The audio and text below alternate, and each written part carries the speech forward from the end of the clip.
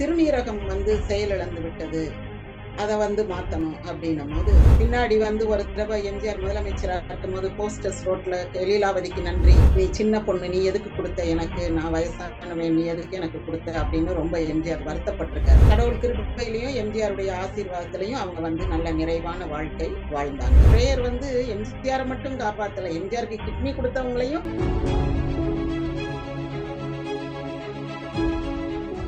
TV, YouTube நேயர்களுக்கு என் அன்பான வணக்கம். இன்றைக்கு நாம் நிறைவு பகுதியில் இருக்கிறோம். எம்ஜிஆரை அமெரிக்கா அழைச்சிட்டு போயிட்டாங்க. அங்க போன பிறகு அவருக்கு மூளையில இருக்கிற ரத்த கட்டி அதை சரி செய்யறதுக்கு டாக்டர் கானூன்னு ஒருத்தர், அவர் ஜப்பானியர். அவர் அதை சரி செய்தார். பிறகு சிறுநீரகம் செயலிழந்து விட்டது, அதை மாத்தணும் அப்படின்னும் போது அவருடைய அண்ணன் மகள் லீலாவதி அவங்க போய் கிட்னி கொடுத்தாங்க. டொனேட் பண்ணிட்டு அவங்க ஒரு 33 வருஷம் ஒரே கிட்னியோடய நல்ல ஆரோக்கியமாக வாழ்ந்து அண்மையில் மறைந்தார். அந்த கிட்னி கொடுத்தது கூட எம்ஜிஆருக்கு தெரியலன்னாங்க. பின்னாடி ஒரு தடவை எம்ஜிஆர் முதலமைச்சரா இருக்கும்போது போஸ்டர்ஸ் ரோட்ல லீலாவதிக்கு நன்றி அப்படின்றத பார்த்துட்டு, எதுக்கு லீலாவதி போட்டோ எல்லாம் வந்திருக்குன்னு கேட்கும்போது, அவங்க தானே உங்களுக்கு கிட்னி கொடுத்தாங்க. அப்படியானா அப்புறம் வர சொல்லி ரொம்ப அழுது கட்டி பிடிச்சு, நீ சின்ன பொண்ணு, நீ எதுக்கு கொடுத்த எனக்கு? நான் வயசானவன், நீ எதுக்கு எனக்கு கொடுத்த? அப்படின்னு ரொம்ப எம்ஜிஆர் வருத்தப்பட்டிருக்காரு.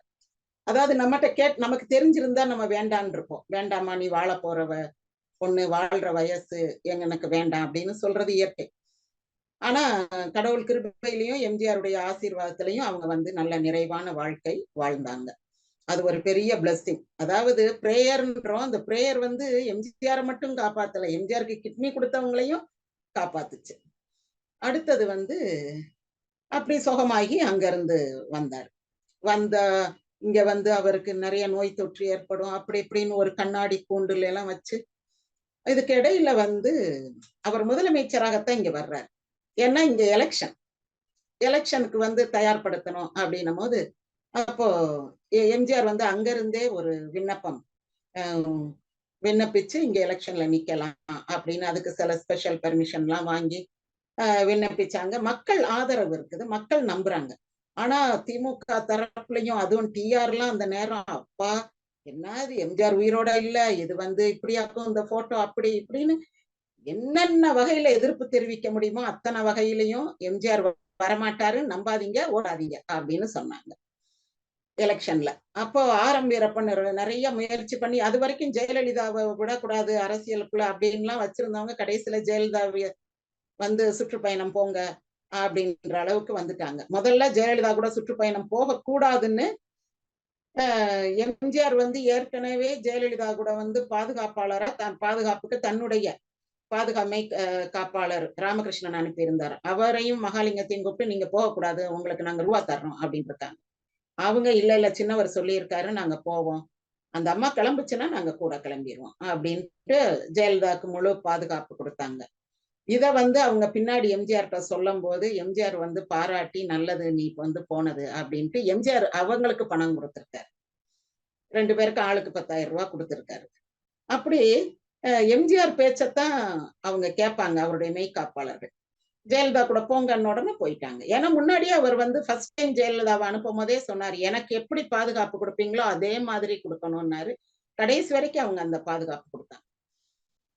ஜெயலலிதா நல்ல பிரச்சாரம் பண்ணி, சூறாவளி சுற்றுப்பயணம்னா அதுதான். அவங்க எவ்வளவு ஒரு கடும் உழைப்பாளின்றதுக்கு, அவங்க அந்த கட்சிக்கு ஆரம்பத்துல எல்லாம் ரொம்ப ஒரு கமிட்டடா இந்த கட்சியை நம்ம எடுத்து செய்யணும் அப்படின்ற மாதிரி எல்லாம் நிறைய செய்தாங்க. அப்புறம் பின்னாடிதான் அவங்களுக்கு கொஞ்சம் வெறுத்து போய் கட்சியை விட்டு வெளியே போறேன்னது, அந்த மாதிரிலாம் நேரங்கள்ல தான் இந்த மற்றவர்கள் நடராஜன், சசிகலா எல்லாம் உள்ள புகுந்துட்டாங்க. அப்போ இவங்க போய் பிரச்சாரம் பண்ணும்போது ஜெயலலிதா என்ன சொல்றாங்க, நீங்க ஓட்டு போடுங்க, நான் எம்ஜிஆர் கொண்டு உங்க முன்னாடி நிறுத்தினேன், எம்ஜிஆர் உயிரோட நல்ல ஆரோக்கியமா இருக்கிறாரு அப்படின்றாங்க. ஏன்னா ஜெயலலிதா அமெரிக்காவுக்கும் போறாங்க எம்ஜிஆரை பார்க்க, அங்கேயும் அவங்கள பார்க்க விடல.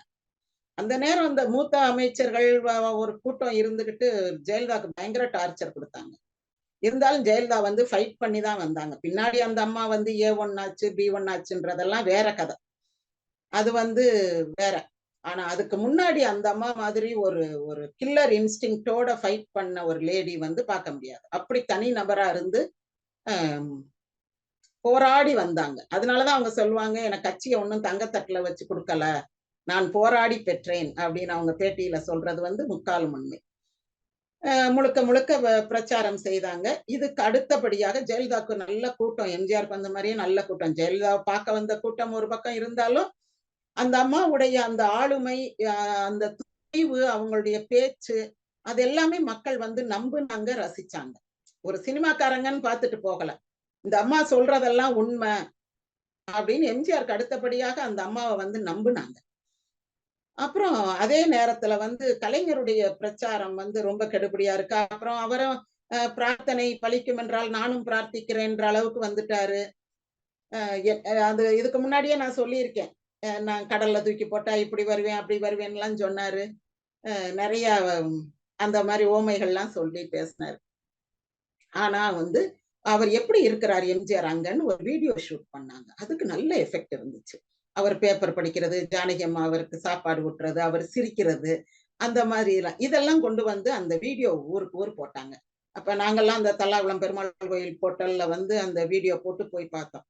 பார்க்கும்போது யாருக்குமே இது என்ன எம்ஜிஆர் இப்படி ஒரு சோடா பூட்டி கண்ணாடி போட்டிருக்காரு, என்ன எம்ஜிஆருக்கு தலையில முடியா காணும், என்ன வயசானவர் மாதிரி தெரிகிறாரு, அந்த எண்ணமே இல்ல. அந்த பேச்சே அந்த இடத்துல பெண்கள் ஒரு 100 பேர் உட்கார்ந்து பார்த்திருப்பாங்க. அந்த பேச்சே இல்ல. நல்லா இருக்காரு, சிரிக்கிறாரு, அங்க பாரு அங்க பாரு அந்த அம்மாவை பார்த்து சிரிக்கிறாரு, அங்க பாரு பேப்பர் எல்லாம் படிக்கிறாரு, சாப்பிடுறாரு, வேணான்றாரு, அந்த அம்மா ஊட்டுது பாரு, இப்படித்தான் பேசுனாங்க. அதாவது அவர் வந்து ஆக்டிவா இருக்காரு, அவர் நினைக்கிறத செயல்படுத்துறாரு, தெரிவிக்கிறாரு. வேண்டாம் அப்படின்னு அவர் சொல்றாரு. சும்மா அப்படி பேக் மாதிரி உட்காந்து ஊட்ட ஊட்ட சாப்பிடல. இது வேண்டாம் போதும் அப்படின்றாரு. அந்த அம்மா கொஞ்சம் கொஞ்சம் சாப்பிடுங்க அப்படின்றாங்க. இது எல்லாமே வந்து மக்கள் ரசிச்சு ஹி இஸ் ஓகே அப்படின்ற ஒரு முடிவுக்கு வந்தாங்க. அதுக்கு பிறகு அவரு அங்க இருந்து வரும்போது அவர் அந்த தொப்பியெல்லாம் வச்சு ஊருக்கு போறோம்னு நல்லா செட் பண்ணி, அப்ப கொஞ்சம் ஆள் மெலிஞ்சிட்டனால அந்த தொப்பியெல்லாம் கொஞ்சம் லூஸா இருக்கு. அதை கொஞ்சம் சரி பண்ணி கண்ணாடி முன்னாடி வச்சு பாப்பாராம். பார்த்துட்டு அங்க அமெரிக்க தமிழ் சங்கத்துல அவருக்கு நல்ல வரவேற்பு கொடுத்தாங்க. அப்ப பேசினவங்களும் அழுதாங்க, எம்ஜிஆர் அழுதாரு. தமிழ் சங்கத்துல எம்ஜிஆருக்கு கொடுத்த வரவேற்பு வந்து ரொம்ப நெகிழ்ச்சியான ஒரு தருணம் அவங்களுக்கு. ஏன்னா எம்ஜிஆர் பேசல, ஆனா பேசினவங்க வந்து அவ்வளவு ஒரு கண்ணீர் விட்டு கலங்கி அவரை வந்து வழி அனுப்பி வச்சாங்க. வந்தாரு, வரும்போது இருந்த நிலை என்ன, இன்றைக்கு அவர் எவ்வளவு உற்சாகமா நடந்து போறார் என்ன, அவருக்கு வந்து பேசுறதுல மட்டும்தான் கொஞ்சம் பிரச்சனைகள். ஏற்கனவே அவருக்கு வந்து அந்த நாக்க மடக்கி சொல்ற டா ரா லா லா வராது. நாக்கு வந்து மேல் அன்னத்தை தொடணும், அது வந்து தொடாது. அதனால இப்ப டா ரா சொன்னா ஆ ஆ அவ்வளவுதான் கேட்கும். அப்புறம் ஒரு வழியா கொஞ்சம் பேச்சு குறைபாடு இருக்குது. வந்து அவர் அதுக்கான பேச்சு பயிற்சி எல்லாம் எடுத்து உலக தமிழ் சங்கம் மதுரையில் ஆரம்பிக்கும் போது ரொம்ப பெர்ஃபெக்டா பேசினார். அப்புறம் வந்து எதிர்ப்பெல்லாம் திமுகவில இருந்து வந்து எம்ஜிஆர் என்ன செய்தாரு, மதுரையில வந்து ஜூன் மாசம் எம்ஜிஆர் ரசிகர் மன்ற மாநாடு ஒண்ணு நடத்தினார். அப்பதான் ஜெயலலிதா வந்து அவருக்கு அந்த வெள்ளி செங்கோல் கொடுத்தாங்க. ஜெயலலிதா வந்து எம்ஜிஆருக்கு கொடுத்தாங்க, எம்ஜிஆர் ஜெயலலிதாவுக்கு கொடுக்கல, ஜெயலலிதா கொடுத்தாங்க. அப்படி கொடுக்கும் போதுதான் அவர் எல்லாரும் கத்தி வச்சுக்கங்க அப்படின்னாரு. உங்களுடைய பாதுகாப்புக்கு நீங்க கத்தி வச்சுக்கங்கன்னு உடனே எல்லாருக்கும் ரசிகர்களுக்கே ஒரு இது என்னன்னா, எம்ஜிஆர் பொதுவா வந்து பகைவனை வெறுக்கக்கூடாது, பகையை வெறுக்கணும், அந்த பகையை மாறுவதற்கான செயல்களை செய்யணும், கெட்டவனை வந்து வெறுக்கக்கூடாது, கெட்டவனை திருத்தணும், அப்படி சொல்றவர். இப்ப திருடங்களே வந்து அவரை வழிமறிக்கும் போது கூட ஏன் இப்படி பண்றீங்கன்னு சொல்லி ஆளுக்கு 1000 ரூபாய் கொடுத்து ஏதாவது ஒரு தொழில் செஞ்சு ஒரு பொட்டி கடையாவது வச்சு பொழைச்சுக்கங்க அப்படி சொல்றாரு. நிஜ வாழ்க்கையிலே நடந்தது.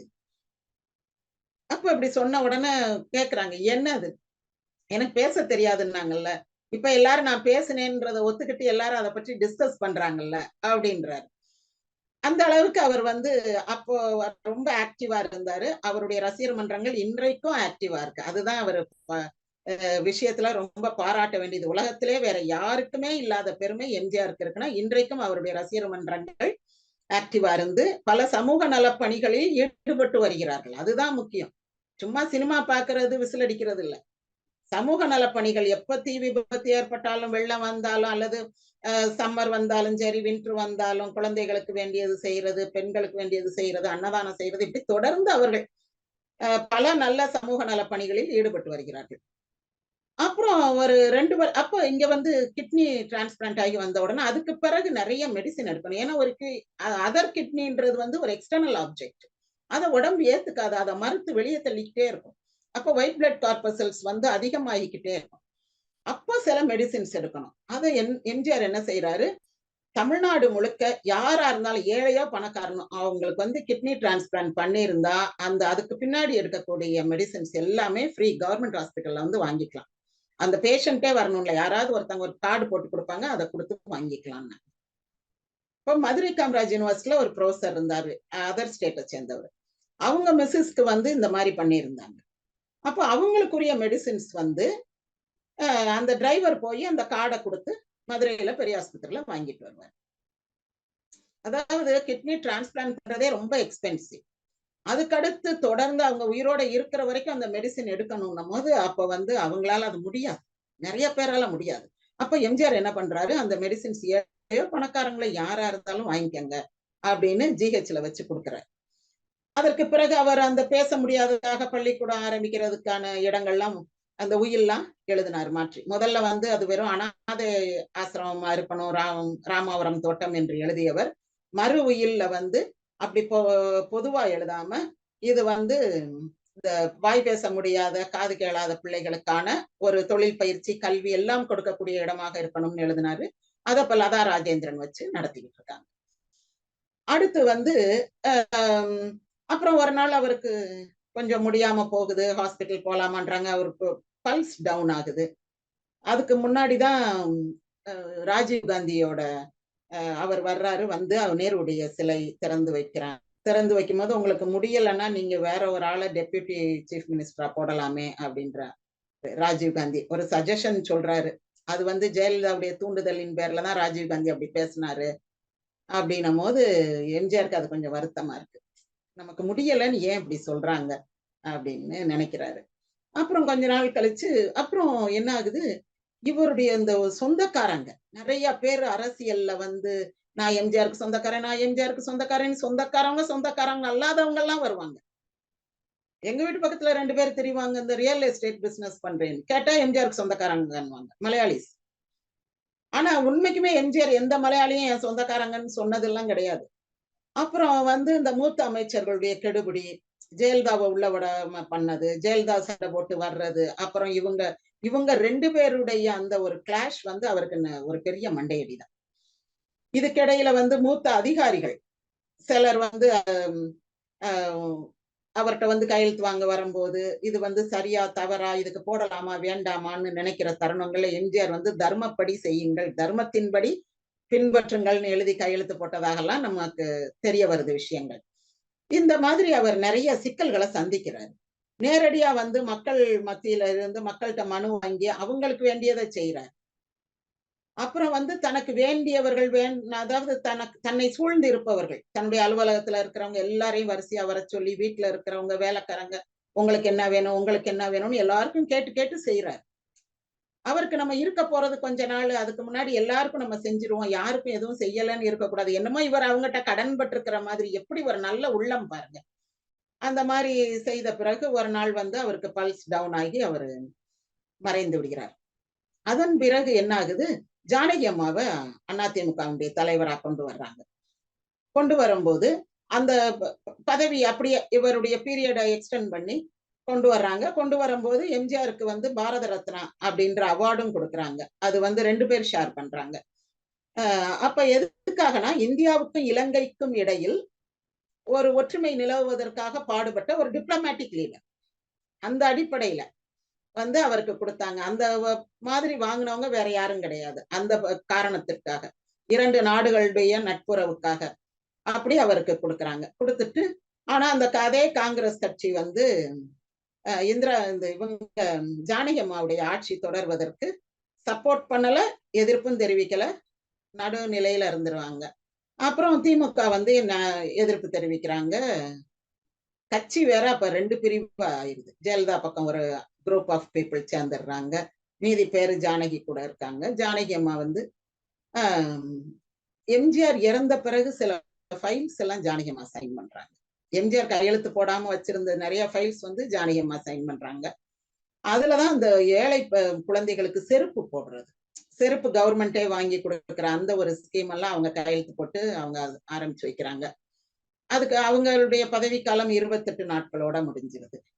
அதன் பிறகு திரும்ப எலெக்ஷன் வரும்போது இங்க அதிமுக தான் 2ஆ பிரிஞ்சிருக்குல்ல. 2ஆ பிரிஞ்சிருக்கும் போது ஜானகி அம்மா வந்து இரட்டைப்புறா சின்னம் அவங்க குரூப்புக்கு, ஜெயலலிதா குரூப்புக்கு வந்து சேவல் சின்னம், இப்படி இருந்து அவங்க எலெக்ஷன்ல சந்திக்கிறாங்க. சந்திக்கும் போது இது 2ஆ பிரிஞ்சதுல இடையில புகுந்து திமுக ஜெயிச்சிருக்கு.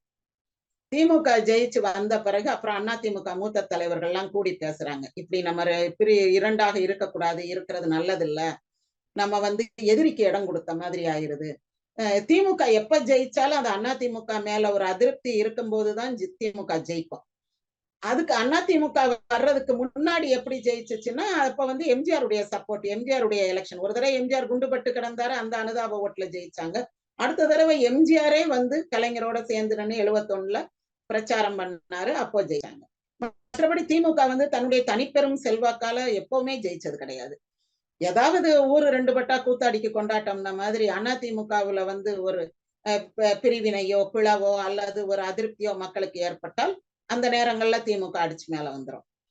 அந்த மாதிரி இந்த ஜே பிரிவு இருக்கும்போது திமுக ஜெயிச்சதுனால அப்புறம் வந்து இந்த முத்துச்சாமி மாதிரி மூத்த அமைச்சர்கள் அவங்க எல்லாம் சேர்ந்து பேசி கட்சியை வந்து நம்ம ஜெயலலிதா கிட்ட கொடுத்துருவோம், அவங்களே எடுத்துக்கிறட்டும் பார்க்கட்டும், சரின்ட்டாங்க.